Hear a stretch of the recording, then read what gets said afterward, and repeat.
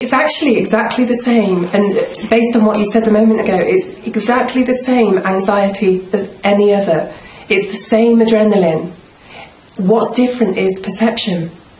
So for sportsmen, for athletes, they're trained to view adrenaline as a good thing. It gives them the energy.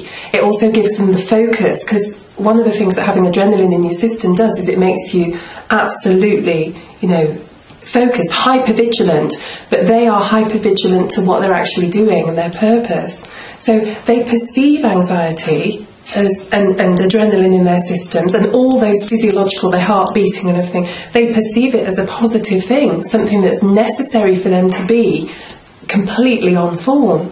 So it's quite interesting that you brought that up, because there's an experiment, a psychological experiment, where people, the participants in the study were given an injection of adrenaline, and half of them were told that the injection would make them feel frightened and anxious, and the other half were told that it would make them feel really excited and euphoric and energised.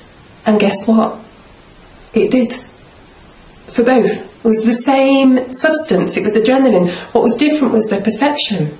So they responded to it differently. So the ones who were told they were going to feel frightened didn't like it. They had a horrible experience. Oh my God, I never want to feel that again, which perpetuated it, and fueled it and made them feel even worse. But the people who thought, God, this is great. God, yeah, I feel really excited. I could do anything. I've got loads of energy. I could go anywhere. Ready for action.